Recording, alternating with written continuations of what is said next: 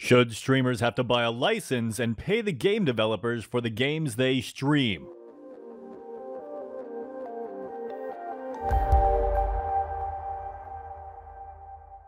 Hey guys, and welcome to my channel, Time is But a Window. Now I know this was actually brought up back on October 22nd, but I felt I should talk about it. Now back on October 22nd, Alex Hutchinson of Google Stadia mentioned this on his Twitter post. Streamers worried about getting their content pulled because they use music they didn't pay for should be more worried about the fact that they're streaming games they didn't pay for as well. It's all gone as soon as publishers decide to enforce it. And honestly guys, he's not wrong. Legally they do have the right to enforce this, but they haven't, which is good for all of us that do play video games and use it as content on YouTube or streaming services. He then went on to say the real truth is streamers should be paying the developers and publishers of the games they stream.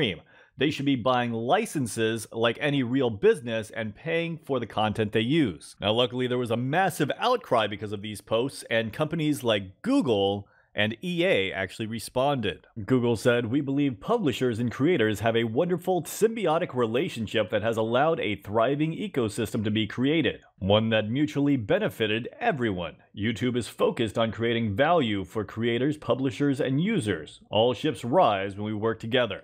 Now that doesn't mean all companies have been happy with this arrangement, especially when you go back and look at Nintendo. This is the original reason they created the Nintendo Creators Program. This way they could take a little bit more money off the top. But even this was discontinued in 2018. After all, there is a big distinction between the music industry, the film industry, and the gaming industry. While you watch movies and listen to music, all of that is pre-made and the experience is always the same. But when it comes to gaming, you actually have to play the game, and because of that, every experience is different. Well, that is, unless you're playing Black Desert Mobile and using the auto-questing system. I'm totally joking, guys. Even there are still subtle differences between each player's experience of it. And that's why you can have multiple streamers playing the exact same game and still have it feel like a completely different experience. But it is possible to enhance a movie in the exact same manner. For example, you guys probably all remember Mystery Science Theater 3000. This is an old-fashioned example of streaming a movie, except like I mentioned before, while you can enhance the movie with commentary, you can't exactly change it. Another argument a lot of people like to bring up is that simply buying the game gives you the license to play it on stream. So I just want to clarify, according to the law, it does not. Same thing with buying a movie or buying a song. So sadly, one day in the future, if they did want to enforce this, you wouldn't have a case there. But since we're on the subject, let's talk about that.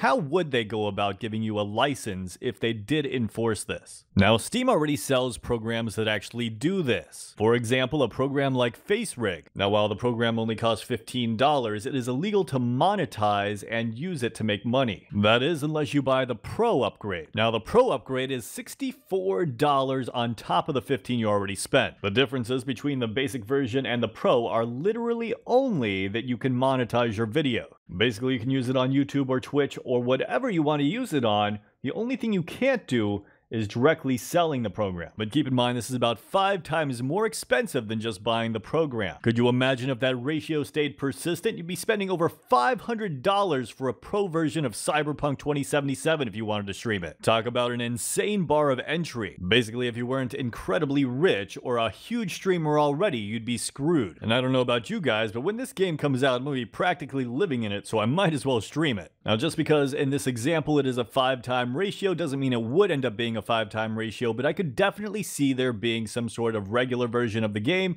and pro version of the game which allows you streaming rights. Another way they could do it is like Music Maker does it. Here you have a seemingly free program that allows you to create tons of tracks. Now with Music Maker, you actually make tracks through these things called sound pools, which have a bunch of different audio files you can connect together. But of course, in the free version, you don't actually get any of these sound pools. And not only that, you're limited to 8 tracks to work with. If you want to widen that, you need to go to the premium version. Well, for the low price of only $129, you get 1 sound pool collection, 3 bonus sound pools, and 8 instruments of your choice. That is, as long as you don't use it on stream or on YouTube. Now, if you do want to use any of those things on stream or on YouTube, you need to go to a completely different web page. As far as I know, Music Maker doesn't even talk about this website anywhere, but if you want to get official packs, here's where you go. It's called Producer Planet. Basically, here you can buy everything I just mentioned, but you can also buy it with the correct license. So as you can see, I could buy this drum and bass sound pool for only $19.99, or I could buy the royalty-free version for $20 more. Now keep in mind, you're going to have to do this for everything you want to use on YouTube or Twitch. It's the equivalent of being like, hey, if you want to play this DLC, well, you gotta buy the commercial version of it. Now personally, I think this is better than the regular and pro version that we were talking about a few minutes ago, because at least here I can pick and choose the ones I want and not have to spend as much. That is, as long as I'm smart about it and really think about it and research it first. So now that we've talked about how it's already used in software, let's talk about how it's used in movies and music. For example, what do you think is more expensive?